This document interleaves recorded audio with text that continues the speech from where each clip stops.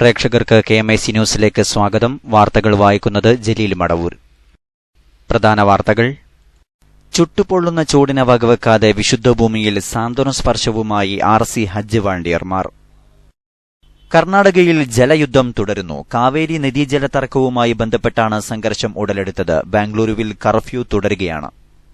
തൊടുപുഴ നഗരത്തിൽ വൻ കവർച്ച. 15 വയസ്സുകാരനെ ഉപയോഗിച്ച് വാതിലിൽ മുട്ടിച്ചാണ് കവർച്ച നടത്തിയത്. കനത്ത ജാഗ്രതയിൽ ജമ്മു കാശ്മീരിൽ ബലിപെരുന്നാൾ. കാശ്മീരിലെ 10 ജില്ലകളിൽ കർഫ്യൂ. നിരീക്ഷണത്തിന് ഡ്രോൺ സംവിധാനങ്ങൾ. ജിയോയുടെ 4G സേവനം ഇനി BSNLനും റിലയൻസുമായി കരാറായി. കേസ് അന്വേഷണത്തിന്റെ കുരുക്കുകൾ അഴിക്കാൻ അറബിയും ഉറുദുവും പഠിക്കാൻ നാഷണൽ ഇൻവെസ്റ്റിഗേഷൻ ഏജൻസി തയ്യാറെടുക്കുന്നു. എറണാകുളം മഹാരാജാസ് കോളേജിലെ അറബിക് വിഭാഗം NIA ഉദ്യോഗസ്ഥർക്ക് ക്ലാസ് എടുക്കും.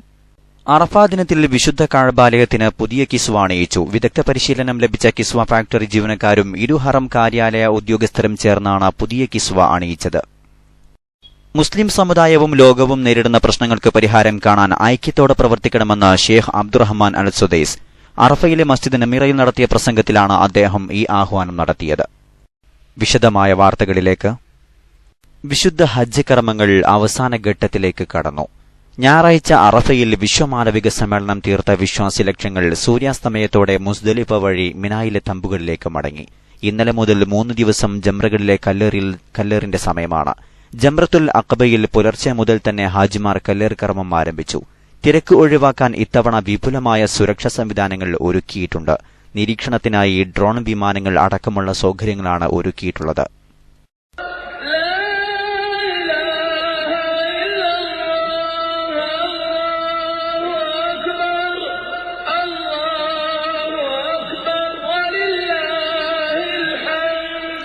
കല്ലെറിയൽ കർമ്മം പൂർത്തിയാക്കിയ ശേഷം മുടിമുറിച്ച് മിനായിലെ രാപ്പാർക്കലും ബലികർമ്മവും നടത്തിയ ഹാജിമാർ മക്കയിൽ തിരിച്ചെത്തും. തുടർന്ന് വിശുദ്ധ കഅബാലയത്തെ അവസാനമായി പ്രദക്ഷിണം ചെയ്യുന്നതോടെ ഹജ്ജ് കർമ്മങ്ങൾക്ക് പരിസമാപ്തിയാകും. 15 ലക്ഷത്തിലധികം ഹാജിമാരാണ് ഇത്തവണ ഹജ്ജ് കർമ്മത്തിൽ പങ്കെടുത്തത്. കർണാടകയിൽ ജലയുദ്ധം തുടരുന്നു. കാവേരി നദീജല തർക്കവുമായി ബന്ധപ്പെട്ട് സംഘർഷം ഉടലെടുത്ത ബാംഗ്ലൂരുവിൽ അതീവ ജാഗ്രത തുടരുകയാണ്. ബാംഗ്ലൂരു നഗരത്തിൽ നിരോധനാജ്ഞ തുടരുകയാണ്. ഇന്നലെ രാത്രി മുതൽ 16 പോലീസ് സ്റ്റേഷൻ പരിധിയിൽ രാത്രികാല കർഫ്യൂ ഏർപ്പെടുത്തി. എല്ലായിടത്തും കർശന സുരക്ഷ ഏർപ്പെടുത്തിയിട്ടുണ്ട്. സ്ഥിതിഗതികൾ വിലയിരുത്താൻ കർണാടക മന്ത്രിസഭയുടെ അടിയന്തര യോഗം ഇന്ന് ചേരും. ജനങ്ങൾ സമാധാനം പാലിക്കണമെന്ന് കർണാടക മുഖ്യമന്ത്രി സിദ്ധാരാമയ്യ ആവശ്യപ്പെട്ടു. സംഘർഷം അവസാനിപ്പിക്കാൻ കർണാടക തമിഴ്നാട് സർക്കാരുകൾ കാര്യക്ഷമമായ നടപടിയെടുക്കണമെന്ന് കേന്ദ്ര സർക്കാർ. ഇരു സംസ്ഥാനങ്ങളിലെയും ജനങ്ങൾ സമാധാന ശ്രമങ്ങളുമായി സഹകരിക്കണം. ജനങ്ങളെ ശാന്തമാക്കാൻ രാഷ്ട്രീയ പാർട്ടികൾ രംഗത്തിറങ്ങണം. അക്രമ ദൃശ്യങ്ങൾ കാണിക്കുന്നതിൽ നിന്ന് ദൃശ്യമാധ്യമങ്ങൾ പിന്തിരിയണമെന്നും കേന്ദ്രമന്ത്രി വെങ്കയ്യ നായിഡു ഡൽഹിയിൽ പറഞ്ഞു. I also appeal to the media while covering the news in between, please you also appeal to the people at different intervals, asking them to maintain peace and not to provoke each other. No common man has done anything wrong by himself. Kaveri പ്രശ്നത്തിൽ supreme കോടതിയുടെ പ്രതികൂല വിധിയെ തുടർന്നാണ് കർണാടകയിൽ പ്രതിഷേധം ആളിക്കത്തിയത്. ഇന്നലെ 56 ബസ്സുകളടക്കം തമിഴ്നാട് രജിസ്ട്രേഷനുള്ള 200-ലധികം വാഹനങ്ങളാണ് തീവച്ചും കല്ലെറിഞ്ഞും തകർത്തത്. ഹെഗ്ഗനഹപ്പള്ളിയിൽ പോലീസ് വാൻ ആക്രമിച്ചവർക്ക് നേരെ അർദ്ധസൈനിക വിഭാഗം നടത്തിയ വെടിവയ്പിൽ ഒരാൾ മരിച്ചു. 2 പേരുടെ നില ഗുരുതരമാണ്. ബാംഗ്ലൂരുവിലും മൈസൂരുവിലും ശ്രീരംഗപട്ടണത്തും തമിഴ്നാട് ബസ്സുകളും മദ്ദൂരിൽ ലോറികളും കത്തിച്ചു. ബാംഗ്ലൂരുവിലെ കെങ്കേരിയിൽ മാത്രം 30-ലേറെ സ്വകാര്യ ബസ്സുകൾക്ക് തീയിട്ടു. 50ഓളം ലോറികൾക്ക് കല്ലെറിഞ്ഞു. ലഗേരിയിൽ പോലീസ് വാൻ കത്തിച്ചു. മണ്ഡ്യ മദ്ദൂരിൽ യുവാവ് തീയിൽ ചാടി ആത്മഹത്യക്ക് ശ്രമിച്ചു. മൈസൂരുവിൽ മുഖ്യമന്ത്രി സിദ്ധാരാമയ്യയുടെ മൈസൂരുവിലെ വീടിന് നേരെയും കല്ലേറുണ്ടായി. ക്രമസമാധാന പാലനത്തിന് 15,000 പോലീസുകാരെ വിന്യസിച്ചു. 10 കമ്പനി കേന്ദ്രസേന കർണാടകയിലെത്തി. കൂടുതൽ കേന്ദ്രസേനയെ എത്തിക്കാൻ കർണാടക സർക്കാർ അഭ്യർത്ഥിച്ചിട്ടുണ്ട്. വാട്സ്ആപ്പ് സന്ദേശങ്ങൾ അമിതമായി വിശ്വസിക്കരുതെന്ന് പോലീസ് അറിയിച്ചു. സംഘർഷ ദൃശ്യങ്ങൾ സംപ്രേഷണം ചെയ്യുന്നത് ഹൈദരാബാദിൽ വിലക്കിയിട്ടുണ്ട്. ബാംഗ്ലൂരുവിൽ സംഘർഷത്തെ തുടർന്ന് പകൽ സമയങ്ങളിൽ മതിയായ സുരക്ഷയില്ലാതെ സർവീസുകൾ നടത്തേണ്ടതില്ലെന്ന് KSRTC തീരുമാനിച്ചതോടെ ബാംഗ്ലൂരുവിൽ നിന്നുള്ള മലയാളികളുടെ യാത്ര ദുരിതത്തിലായി. അതേസമയം മുഖ്യമന്ത്രിയുടെ ആവശ്യപ്രകാരം ബാംഗ്ലൂരുവിൽ നിന്ന് 2 പ്രത്യേക ട്രെയിനുകൾ ഇന്ന് സർവീസ് നടത്തി. തിരുവനന്തപുരത്തേക്കുള്ള സ്പെഷ്യൽ ട്രെയിൻ രാവിലെ 11:15-നും കണ്ണൂരിലേക്കുള്ള ട്രെയിൻ വൈകുന്നേരം 6:30-നും ബാംഗ്ലൂരുവിൽ നിന്ന് പുറപ്പെട്ടു. ബാംഗ്ലൂരുവിൽ കുടുങ്ങിക്കിടക്കുന്ന മലയാളികൾക്ക് സഹായമെത്തിക്കാനായി കേരള സർക്കാർ ബാംഗ്ലൂരുവിൽ കോർഡിനേറ്ററെ നിയമിച്ചു. കുടുങ്ങിക്കിടക്കുന്നവർക്ക് ഭക്ഷണവും താമസവും ക്രമീകരിക്കും. വിവരങ്ങൾക്കായി 093535092715 എന്ന നമ്പറിൽ വിളിക്കാം. തമിഴ്നാട്ടിൽ നിന്നും കർണാടകത്തിലേക്കുള്ള ബസ് സർവീസുകളും നിർത്തിവച്ചിരിക്കുകയാണ്. കാവേരി നദീജലവുമായി ബന്ധപ്പെട്ട വിഷയത്തിൽ കർണാടകയും തമിഴ്നാടും തമ്മിലുള്ള സംഘർഷം വേദനാജനകമാണെന്ന് പ്രധാനമന്ത്രി നരേന്ദ്രമോദി. സംഘർഷം ഉടൻ നിയന്ത്രിക്കണമെന്നും ഇരു സംസ്ഥാനങ്ങളും സംയമനം പാലിക്കണമെന്നും പ്രധാനമന്ത്രി തന്റെ ട്വിറ്റർ സന്ദേശത്തിൽ പറഞ്ഞു. നിയമം കയ്യിലെടുക്കുന്നത് പ്രശ്നത്തിന് പരിഹാരമല്ല. പാവപ്പെട്ട ജനങ്ങളുടെ വസ്തുക്കളും പൊതുമുതലും നശിപ്പിക്കുന്നതിന് പകരം ഉഭയകക്ഷി ചർച്ചയിലൂടെയും ജനാധിപത്യ മാർഗങ്ങളിലൂടെയുമാണ് പ്രശ്നത്തിന് പരിഹാരം കാണേണ്ടത്. ഇരു സംസ്ഥാനങ്ങളിലെയും ജനങ്ങൾ ഇന്ത്യൻ പൌരന്മാരാണ്. ആ നിലയ്ക്ക് ഔചിത്യത്തോടെ പ്രവർത്തിക്കണമെന്നും മോദി ആവശ്യപ്പെട്ടു. തൊടുപുഴ നഗരത്തിൽ വൻ കവർച്ച. വീട്ടിനുള്ളിൽ കടന്ന് ദമ്പതികളെ ആക്രമിച്ച് 1.25 ലക്ഷം രൂപയും ആഭരണങ്ങളും കവർന്നു. മോഷ്ടാക്കൾ മലയാളം അറിയുന്ന ഹിന്ദിയും ഇംഗ്ലീഷും സംസാരിക്കുന്നവരാണെന്ന് ആക്രമണത്തിനിരയായവർ പറഞ്ഞു. തൊടുപുഴ ശ്രീകൃഷ്ണസ്വാമി ക്ഷേത്ര പരിസരത്തെ കൃഷ്ണവിലാസം വീട്ടിലാണ് കവർച്ച നടന്നത്. പ്രകാശ് പമ്പ് ഉടമ കൃഷ്ണവിലാസത്തിൽ ബാലചന്ദ്രനും ഭാര്യ ശ്രീജയുമാണ് ആക്രമിക്കപ്പെട്ടത്. രാത്രി 1:30 15 വയസ്സ് തോന്നിക്കുന്ന ഒരു കുട്ടി വാതിലിൽ മുട്ടി വിളിക്കുകയായിരുന്നു. സമീപത്തെ വീട്ടിലെ ജോലിക്കാരനായ കുട്ടി എന്തോ അത്യാവശ്യത്തിന് വിളിക്കുന്നതായി തോന്നിയതിനാൽ വാതിൽ തുറന്നതോടെയായിരുന്നു മോഷ്ടാക്കൾ അകത്ത് കടന്നത്. മുഖംമൂടി ധരിച്ചവർ അകത്ത് കടന്ന് തന്നെയും ഭാര്യയെയും ആക്രമിക്കുകയായിരുന്നുവെന്ന് ബാലചന്ദ്രൻ പറഞ്ഞു. പണം എവിടെയെന്ന് ചോദിച്ചായിരുന്നു മർദ്ദനം. പെട്രോൾ പമ്പിലെ കളക്ഷനായിരുന്ന 1,77,000 രൂപയും ഇരുവരുടെയും ആഭരണങ്ങളും മോഷ്ടാക്കൾ കവർന്നു. വീട്ടിലേക്കുള്ള ടെലിഫോൺ ബന്ധം വിച്ഛേദിച്ച കള്ളന്മാർ മൊബൈൽ ഫോണുകളും ഐപാഡും കവർന്നു. ഹിന്ദിയും ഇംഗ്ലീഷും സംസാരിച്ചിരുന്ന 4-അംഗ മോഷണ സംഘം കത്തി കാണിച്ച് ഭീഷണിപ്പെടുത്തുകയും ഗൃഹനാഥനെ മുറിവേൽപ്പിക്കുകയും ചെയ്തു. മോഷ്ടാക്കൾ മടങ്ങിയ ശേഷം സ്വയം കെട്ടഴിച്ച ദമ്പതികൾ പോലീസിനെയും മറ്റുള്ളവരെയും വിവരമറിയിക്കുകയായിരുന്നു. കനത്ത ജാഗ്രതയിലാണ് ജമ്മു കാശ്മീരിൽ ഇന്ന് ബലിപെരുന്നാൾ ആഘോഷിച്ചത്. കാശ്മീരിലെ 10 ജില്ലകളിലും കർഫ്യൂ പ്രഖ്യാപിച്ചു. നിരീക്ഷണത്തിന് ഡ്രോൺ സംവിധാനവും ഹെലികോപ്റ്ററുകളും ഉപയോഗിച്ചു.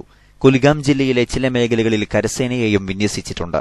ഈദ് നിസ്കാരത്തിന് ശേഷം സുരക്ഷാസേനയ്ക്കുനേരെ കല്ലെറിയുന്ന സംഭവങ്ങൾ നടന്നേക്കുമെന്ന മുന്നറിയിപ്പിനെ തുടർന്നാണ് ജമ്മു കാശ്മീരിൽ കനത്ത ജാഗ്രത തുടർന്നത്. ശ്രീനഗറിൽ കർഫ്യൂ പ്രഖ്യാപിച്ചിട്ടില്ല. എന്നാൽ നിരോധനാജ്ഞ പ്രശ്നസാധ്യതാ മേഖലകളിൽ നിലനിൽക്കുകയാണ്.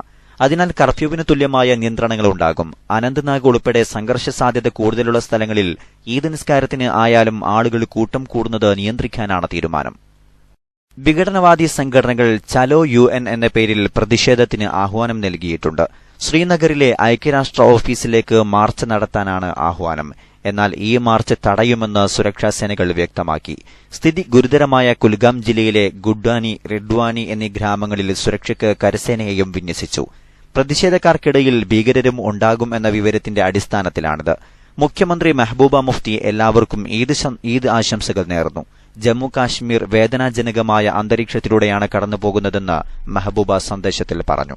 സമാധാനം പുനഃസ്ഥാപിക്കാൻ കാശ്മീരിലെത്തിയ സർവകക്ഷി സംഘം പാസാക്കിയ പ്രമേയത്തിന്റെ തുടർ നടപടികൾ ഈദിനു ശേഷമുണ്ടാകും. ഓണക്കാലത്ത് ഇപ്രാവശ്യം കേരളത്തിൽ മദ്യവിൽപ്പന ഉയർന്നു. വിശദാംശങ്ങളിലേക്ക്. സംസ്ഥാനത്ത് ഓണക്കാലത്ത് മദ്യവിൽപ്പനയിൽ വൻ വർധനവ്. ആദ്യ 4 ദിവസം മാത്രം കഴിഞ്ഞ വർഷത്തേക്കാൾ 25% വർധനവാണ് മദ്യവിൽപ്പനയിൽ ഉണ്ടായത്. ഏപ്രിൽ മുതൽ ഓഗസ്റ്റ് വരെയുള്ള 5 മാസത്തിനിടയിൽ മുൻ വർഷത്തേക്കാളും 172 കോടി രൂപയുടെ അധിക മദ്യവിൽപ്പന ബീവറേജസ് കോർപ്പറേഷൻ നടത്തി. ഓണാഘോഷം ആരംഭിച്ചപ്പോൾ തന്നെ സംസ്ഥാനത്ത് ഓണവിപണിക്കൊപ്പം മദ്യവിപണിയും സജീവമായി എന്നതാണ് കണക്കുകൾ സൂചിപ്പിക്കുന്നത്. സെപ്റ്റംബർ 6 മുതൽ 9 വരെയുള്ള 4 ദിവസം മാത്രം 184 കോടി രൂപയുടെ മദ്യമാണ് ബീവറേജസ് കോർപ്പറേഷൻ വിറ്റുതീർത്തത്. മുൻ വർഷം ഇതേ സമയം 147 കോടി രൂപയുടെ മദ്യമായിരുന്നു വിറ്റത്. 37 കോടി രൂപ ആദ്യ ദിനങ്ങളിലെ ലാഭം, അതായത് 25% വർധനവ്. സെപ്റ്റംബർ 6-ന് 43 കോടി രൂപയുടെ മദ്യം വിറ്റപ്പോൾ 7-ാം തീയതി അത് 47 കോടി രൂപയായി ഉയർന്നു. 8-ന് 44 കോടി രൂപയുടെയും 9-ന് 49 കോടി രൂപയുടെയും മദ്യം മലയാളി കുടിച്ചു തീർത്തു. 125 കോടിയോളം രൂപയുടെ മദ്യം വിറ്റഴിച്ചത് ബീവറേജസ് ഔട്ട്ലെറ്റ് വഴി മാത്രം. ഈ സാമ്പത്തിക വർഷം മദ്യവിൽപ്പനയിൽ വർധനവുണ്ടായെന്നാണ് കണക്കുകൾ സൂചിപ്പിക്കുന്നത്. ഓഗസ്റ്റ് വരെയുള്ള 5 മാസത്തിനിടയിൽ 5016 കോടി രൂപ മദ്യവിൽപ്പനയിലൂടെ ബീവറേജസ് സമ്പാദിച്ചു. കഴിഞ്ഞ വർഷം ഇതേ കാലയളവിൽ 4844 കോടി രൂപയായിരുന്നു വരുമാനം, 4% അധിക വരുമാനം. ഇന്ത്യൻ നിർമ്മിത വിദേശമദ്യത്തിന്റെ വിൽപ്പനയിലാണ് കൂടുതൽ വർധനവുണ്ടായത്. മുൻ വർഷങ്ങളിൽ 5000 കേസ് വൈനാണ് ഒരു മാസം വിൽപ്പന നടത്താറുള്ളതെങ്കിൽ ഇപ്പോൾ അത് 12,000-ഓളമായി വർദ്ധിച്ചു. മദ്യത്തിൽ നിന്നും സംസ്ഥാനത്തിന് ലഭിക്കുന്ന നികുതി വരുമാനത്തിലും വൻ വർധനവുണ്ടായി. ഈ സാമ്പത്തിക വർഷം 4352 കോടി രൂപയാണ് സർക്കാരിന് ബിവറേജസ് കോർപ്പറേഷൻ നൽകിയത്. മുൻ വർഷം അത് 4080 കോടിയായിരുന്നു. 272 കോടി ഇപ്പോൾ തന്നെ അധികം. അതിനിടെ കർണാടക അതിർത്തി ഗ്രാമങ്ങളിലെ മദ്യശാലകളിൽ നിന്നും കേരളത്തിലേക്ക് മദ്യക്കടത്ത് വ്യാപകമായിരിക്കുകയാണ്. വടക്കൻ ജില്ലയായ കാസർകോട്ടെ അതിർത്തിയിൽ മാത്രം 20ലേറെ ബാറുകളാണ് പ്രവർത്തിക്കുന്നത്. പുതുതായി 18 ബാറുകൾക്കുള്ള അനുമതിയും കർണാടകം ഇതിനകം നൽകിക്കഴിഞ്ഞു. Rafeeq Narikkuni, KMIC news, Thiruvananthapuram. Intra circle സഹകരണവുമായി BSNL-ഉം റിലയൻസ് ജിയോയും. പുതിയ സഹകരണത്തിലൂടെ BSNL-ന്റെ 2G സേവനങ്ങൾ റിലയൻസ് ജിയോ വോയ്സ് കോളിനായി ഉപയോഗിക്കും. തിരികെ റിലയൻസ് ജിയോയുടെ 4G സേവനം BSNL-നും ലഭിക്കും. വോയ്സ് കോളുകളിൽ നേരിടുന്ന പ്രശ്നങ്ങൾ പരിഹരിക്കുകയാണ് റിലയൻസ് പുതിയ സഹകരണത്തിലൂടെ ലക്ഷ്യമിടുന്നത്. ഇരുകൂട്ടർക്കും ഏറെ പ്രയോജനം ചെയ്യുന്ന കരാറിലാണ് എത്തിയിരിക്കുന്നതെന്ന് BSNL MD അനുപം ശ്രീവാസ്തവ പ്രതികരിച്ചു. ഇരു കമ്പനികൾക്കും ഇടതടവില്ലാതെ മൊബൈൽ ഫോൺ സേവനം ഉപയോക്താക്കൾക്ക് എത്തിക്കാൻ ഇതുവഴി സാധിക്കും. BSNL-ന് ഹൈസ്പീഡ് മൊബൈൽ ഡാറ്റ സേവനം എത്തിക്കാൻ ഇതുവഴി സാധിക്കുമെന്നും അദ്ദേഹം പറഞ്ഞു. കേസന്വേഷണത്തിന്റെ കുരുക്കുകൾ അഴിക്കാൻ അറബിയും ഉറുദുവും പഠിക്കാൻ NIA തയ്യാറെടുക്കുന്നു. ഉദ്യോഗസ്ഥർക്ക് ഈ വിഷയങ്ങളിൽ ക്ലാസ് എടുക്കാൻ എറണാകുളം മഹാരാജാസ് കോളേജിലെ അറബിക് വിഭാഗത്തെ സമീപിച്ചിരിക്കുകയാണ് ദേശീയ അന്വേഷണ ഏജൻസി. NIA കൈകാര്യം ചെയ്യുന്ന കേസുകളിൽ മിക്കവയും ദേശീയ അന്തർദേശീയ പ്രാധാന്യമുള്ളവയാണ്. കേസുകളുടെ രേഖകളിൽ പലതും അറബിയിലോ ഉറുദുവിലോ ആയിരിക്കും. രേഖകളിലെ ഉള്ളടക്കം മനസ്സിലാകാനാകാത്തത് ഫലപ്രദമായ അന്വേഷണത്തിന് തടസ്സമാകുന്നുവെന്നാണ് ദേശീയ അന്വേഷണ ഏജൻസിയുടെ വിലയിരുത്തൽ. ഈ സാഹചര്യത്തിലാണ് ഉദ്യോഗസ്ഥരെ അറബിയും ഉറുദുവും പഠിപ്പിക്കാൻ NIA തീരുമാനിച്ചത്. ഇതിനായി സർക്കാരിന്റെ അനുമതി നേടി. എറണാകുളം മഹാരാജാസ് കോളേജിലെ അറബിക് വിഭാഗത്തെ സമീപിച്ചു. മഹാരാജാസിന്റെ അക്കാദമിക് കൌൺസിൽ ഇതിന് അംഗീകാരം നൽകി. ഉന്നത വിദ്യാഭ്യാസ പ്രിൻസിപ്പൽ സെക്രട്ടറിയുടെ അനുവാദത്തിനായി അപേക്ഷയും നൽകി. തത്കാലം NIA-യുടെ ആസ്ഥാനത്ത് ചെന്ന് പഠിപ്പിക്കാനാണ് തീരുമാനം.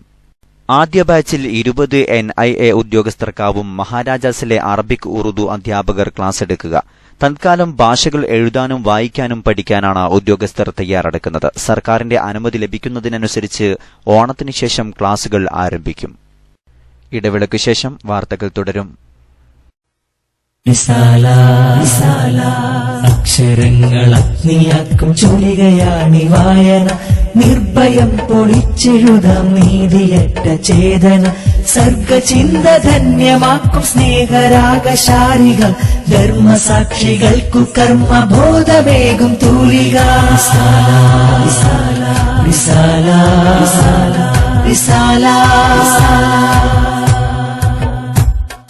അക്ഷരങ്ങൾ അഗ്നിയാക്കും ചൊല്ലുകയാണി വായന. നിർഭയം പൊളിച്ചെഴുതാം നീതിയറ്റ ചേതന. സർഗചിന്ത ധന്യമാക്കും സ്നേഹരാഗശാരികൾ. ധർമ്മസാക്ഷികൾക്കു കർമ്മബോധവേഗം തൂലിക.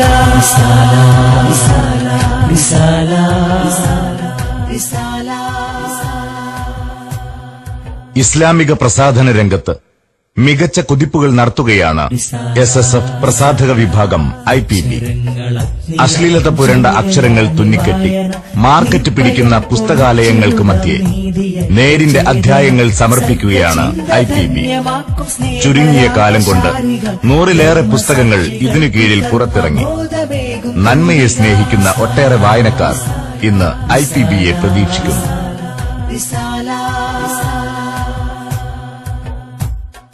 അക്ഷരങ്ങൾ അഗ്നിയാക്കും ചൊല്ലുകയാണി വായന. നിർഭയം പൊളിച്ചെഴുതാം നീതിയറ്റ ചേതന. സർഗചിന്ത ധന്യമാക്കും സ്നേഹരാഗശാരികൾ.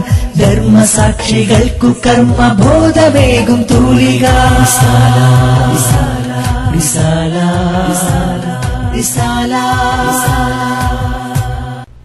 വാർത്തകൾ തുടരുന്നു. സംഘടനാ വാർത്തകൾ. ചുട്ടുപൊള്ളുന്ന ചൂടിനെ വകവെക്കാതെ വിശുദ്ധ ഭൂമിയിൽ അള്ളാഹുവിന്റെ അതിഥികൾക്കൊപ്പം വലിയ പെരുന്നാളിന്റെ പകലുകളെ ആഘോഷങ്ങളില്ലാതെ ആത്മീയാന്തരീക്ഷത്തിൽ കർമ്മഭൂമിയിൽ RC ഹജ്ജ് വോളണ്ടിയർമാർ നിറസാന്നിധ്യമായി. അള്ളാഹുവിന്റെ അതിഥികൾക്ക് സാന്ത്വന സ്പർശവുമായി മിനായുടെ എല്ലാ വഴികളിലും, മുത്തവ്വിഫ് ഓഫീസുകൾക്ക് മുന്നിലും, മെട്രോ സ്റ്റേഷനിലും, ഹോസ്പിറ്റലുകളിലും, ഹെൽത്ത് സെന്ററുകളിലും റിസാന സ്റ്റഡി സർക്കിൾ വോളണ്ടിയർമാരുടെ സാന്നിധ്യവും സേവനവും ആയിരക്കണക്കിന് ഹാജിമാർക്ക് ആശ്വാസവും സഹായവുമായി. ടെന്റുകളിലേക്ക് വഴിയറിയാതെ മിനായിൽ അലഞ്ഞുതിരിഞ്ഞു നടക്കുന്നവർ, സഹായത്തിനായി വഴികളിൽ കാത്തുനിൽക്കുന്നവർ, ക്ഷീണിച്ച് നടക്കാൻ സാധിക്കാതെ പ്രയാസപ്പെടുന്നവർ, തുടങ്ങി നിരവധി ആവശ്യങ്ങൾക്കായി കാത്തുനിൽക്കുന്ന ഹാജിമാരുടെ കൈപ്പിടിച്ച് സമാശ്വസിപ്പിക്കുകയും ആവശ്യമായ സഹായങ്ങൾ ചെയ്തു കൊടുക്കുകയുമായിരുന്നു RSC ഹജ്ജ് വളണ്ടിയർമാർ. ക്ഷീണിച്ച് അവശയായി നടക്കാൻ സാധിക്കാതെ മിനായുടെ വഴിയോരത്തിൽ കിടന്നിരുന്ന ഹജ്ജുമയെ വീൽചെയർ കാത്തുനിൽക്കാതെ തന്റെ ചുമലിൽ ചുമന്ന് RSC വളണ്ടിയർമാർ ടെന്റുകളിലേക്കെത്തിച്ചു. കഴിഞ്ഞ ദിവസം മരണപ്പെട്ട മലയാളി ഹാജി മുക്കം കാരമൂല സ്വദേശി KP കുഞ്ഞുമൊയ്തീൻ മാസ്റ്ററുടെ മയ്യത്ത് സംസ്കരണ ചടങ്ങുകൾക്ക് നേതൃത്വം വഹിക്കാൻ മറ്റ് നിയമപരമായ രേഖകൾ ശരിയാക്കുന്നതിനും RSC വളണ്ടിയർ ടീം മുന്നിലുണ്ടായിരുന്നു. ആയിരക്കണക്കിന് വിശ്വാസികൾക്ക് ആത്മീയ നിർവൃതിയേകി പെരിയടുക്കയിൽ മാസം തോറും നടന്നുവരുന്ന ബദരിയ മജ്ലിസ് സമാപിച്ചു. യുവ പണ്ഡിതനും പ്രമുഖ പ്രഭാഷകനുമായ ഹാഫിൽ അബൂബക്കർ സഖാഫി പന്നൂർ അറഫ സന്ദേശ പ്രഭാഷണം നടത്തി. സയ്യിദ് ഫഖറുദ്ദീൻ അൽ ഹദ്ദാദ് തങ്ങൾ ദുആ മജ്ലിസിന് നേതൃത്വം നൽകി. ഉസ്മാൻ മുസ്ലിയാർ മൊഖർ, ഉസ്മാൻ സഖാഫി തലക്കി, അബ്ദുറസാഖ് സഖാഫി കോട്ടക്കുന്ന്, ബഷീർ മിസ്ബാഹി ഏരിയാൽ, ലത്തീഫ് തുരുത്തി, സയ്യിദ് സൈദി തുടങ്ങിയ പ്രമുഖർ സംബന്ധിച്ചു. കഴിഞ്ഞ വർഷത്തെ ഹജ്ജ് വേളയിൽ മക്കയിലെ മിനായിലുണ്ടായ 1000-ലേറെ തീർത്ഥാടകരുടെ മരണത്തിനിടയാക്കിയ ദാരുണമായ ദുരന്തത്തിൽ ജീവൻ നഷ്ടപ്പെട്ട സുൽഫിക്കർ നഈമി എന്ന യുവ പണ്ഡിതന്റെ കുടുംബത്തിന് ICF റിയാദ് ഘടകം വീട് നിർമ്മിച്ചു നൽകി. കുറഞ്ഞ കാലത്തെ പ്രവാസ ജീവിതത്തിനിടയിൽ ICFന്റെ ഓർഗനൈസർ എന്ന നിലയിൽ പ്രാസ്ഥാനിക രംഗത്തും പ്രവാസി സമൂഹത്തിനിടയിലും ശക്തമായ സ്വാധീനം ചെലുത്താൻ തന്റെ വ്യക്തിത്വം കൊണ്ടും വാക്വൈഭവം കൊണ്ടും സാധിച്ച സുൽഫിക്കർ നഈമിയുടെ അനാഥമായ കുടുംബത്തിന് അദ്ദേഹത്തിന്റെ വേർപാടിന്റെ 1-ാം ആണ്ടറുതിയിൽ തന്നെ വീട് നിർമ്മിച്ചു നൽകാൻ സാധിച്ചതിന്റെ നിർവൃതിയിലാണ് റിയാദിലെ പ്രാസ്ഥാനിക കുടുംബം. കൊല്ലം കാട്ടക്കട സ്വദേശി സുൽഫിക്കർ നഈമി റിയാദ് ICFന്റെ ഹജ്ജ് സംഘത്തിന് നേതൃത്വം നൽകിക്കൊണ്ടായിരുന്നു കഴിഞ്ഞ വർഷത്തെ ഹജ്ജിന് പുറപ്പെട്ടത്. നാട്ടിൽ നിന്നും ഹജ്ജിനെത്തിയ മാതാപിതാക്കളെ ജംറയിൽ കല്ലെറിയിക്കുന്നതിന് കൊണ്ടുപോകുന്നതിനിടയിലാണ് മിനായിലുണ്ടായ ദുരന്തത്തിൽ ജീവൻ നഷ്ടപ്പെട്ടത്. പിതാവ് രക്ഷപ്പെട്ടുവെങ്കിലും മാതാവും മകനും മരിച്ചു. ആഴ്ചകൾക്ക് ശേഷമാണ് മാതാവിന്റെ മയ്യത്ത് തിരിച്ചറിയാൻ സാധിച്ചത്. നഈമി മരിക്കുന്ന സമയത്ത് ഗർഭിണിയായ ഭാര്യയും 2 മക്കളും വിസിറ്റിംഗ് വിസയിൽ റിയാദിലുണ്ടായിരുന്നു. വീടെന്ന സ്വപ്നം ബാക്കിയാക്കിയായിരുന്നു സുൽഫിക്കർ നഈമി വിട പറഞ്ഞത്. കുടുംബത്തെ നാട്ടിലേക്കെത്തിക്കുന്നതുൾപ്പെടെ മുഴുവൻ ബാധ്യതകളും ഏറ്റെടുത്ത ICF റിയാദ് സെൻട്രൽ കമ്മിറ്റി കുടുംബത്തിന് വീട് നിർമ്മിച്ചു നൽകാനും തീരുമാനിക്കുകയുണ്ടായി. 2015 ഒക്ടോബർ 2-ന് സംഘടിപ്പിച്ച നഈമി അനുസ്മരണ ചടങ്ങിൽ ഇതിനുവേണ്ടി സബ് കമ്മിറ്റി രൂപവൽക്കരിച്ച് പ്രവർത്തനം ആരംഭിച്ചു. 2 മക്കളുടെ വിദ്യാഭ്യാസം കൊല്ലം ഖാദിസിയയും കാളികാവ് ബദരിയ സ്ഥാപനങ്ങളും ഏറ്റെടുക്കുകയുണ്ടായി. വീട് വാങ്ങുന്നതുമായി ബന്ധപ്പെട്ട വിഷയങ്ങൾ കൈകാര്യം ചെയ്തതും നേതൃത്വം കൊടുത്തതും SOS ക്ഷേമകാര്യ സെക്രട്ടറി ഡോക്ടർ മുഹമ്മദ് കുഞ്ഞി സഖാഫി കൊല്ലമാണ്. അറഫ ദിനത്തിൽ മക്കയിലെ കഅബാലയത്തിന് പുതിയ കിസ്വ അണിയിച്ചു. വിദഗ്ധ പരിശീലനം ലഭിച്ച കിസ്വ ഫാക്ടറി ജീവനക്കാരും ഇരു ഹറം കാര്യാലയ ഉദ്യോഗസ്ഥരും ചേർന്നാണ് പഴയ കിസ്വ അഴിച്ചുമാറ്റി പുതിയ കിസ്വ അണിയിച്ചത്. ലക്ഷക്കണക്കായ ഹാജിമാരെല്ലാം അറഫയിൽ ഒരുമിച്ച് കൂടിയതിനാൽ മസ്ജിദുൽ ഹറാമും കഅബാലയ പരിസരവും തിരക്കൊഴിഞ്ഞ് ശാന്തമായിരുന്നു. കഅബയുടെ അലങ്കാര വസ്ത്രമാണ് കിസ്വ.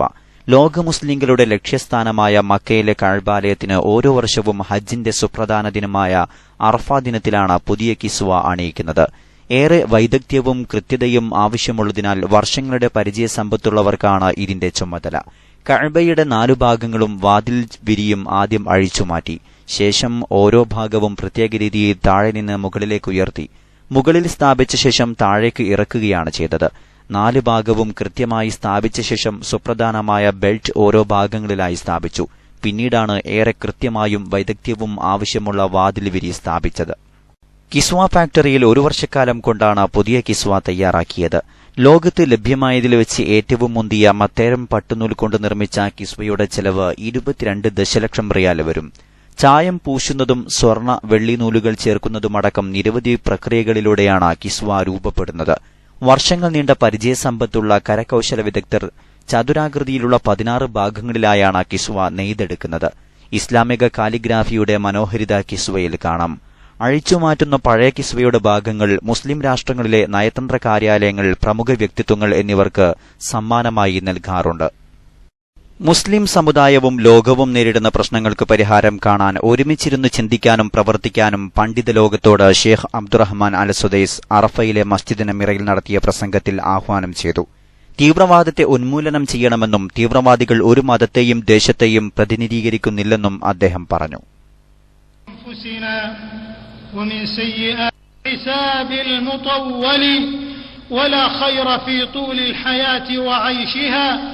إذا أنت منها بالتقى لم ترحلي أمة الإسلام لقد شرف الله الإنسان وأكرمه باستخلافه في الأرض قال تعالى إني جاعل في الأرض خليفة وهذا الاستخلاف قائم على أساس الإصلاح والأمر بالمعروف والنهي عن المنكر وتحقيق العدل بين വൻകരകൾ താണ്ടിയെത്തിയ വിശ്വാസി ലക്ഷങ്ങൾ സമത്വത്തിന്റെയും മാനവികതയുടെയും സന്ദേശം വിളംബരം ചെയ്ത് ഞായറാഴ്ച അറഫ മൈതാനിയിൽ ഒത്തുചേർന്നു. പ്രഭാതം തൊട്ടേ ജബൽ റഹ്മയും പരിസരവും വിശ്വാസികളുടെ നിറസാന്നിധ്യം അനുഭവപ്പെട്ടു.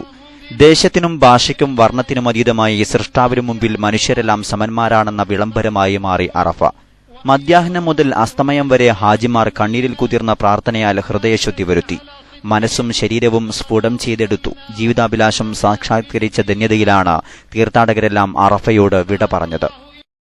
പൊതുവെ അനുഭവപ്പെടുന്ന കടുത്ത ചൂടിന് അല്പം ആശ്വാസമുണ്ടായിരുന്നു ഞായറാഴ്ച അറഫയിൽ. അസ്തമയത്തോടെ ഹാജിമാർ മുസ്ദലിഫയിലേക്ക് മടങ്ങി. മശായിർ ട്രെയിനുകളിലും ബസ്സുകളിലുമായാണ് ഭൂരിപക്ഷം പേരും യാത്ര തിരിച്ചത്. അതേസമയം 9 കിലോമീറ്റർ അകലെയുള്ള മുസ്ദലിഫയിലേക്ക് കാൽനടയായാണ് ചില തീർത്ഥാടകർ സഞ്ചരിച്ചത്.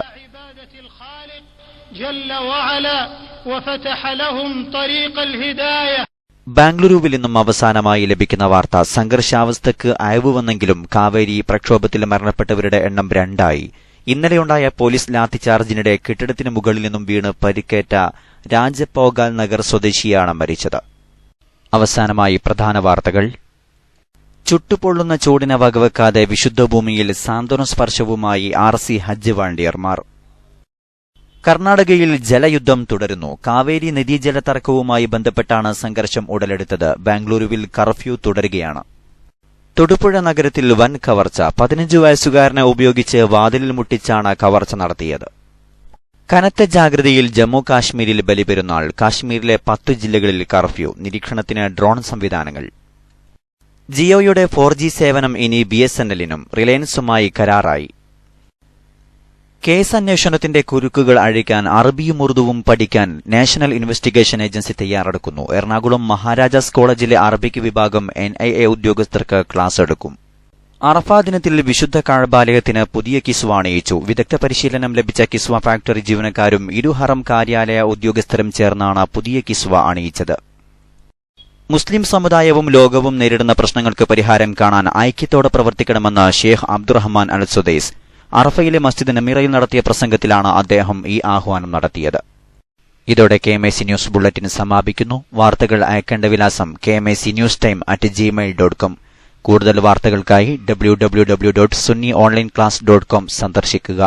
അസ്സലാമു അലൈക്കും വറഹ്മത്തുള്ളാഹി വബറകാതുഹു.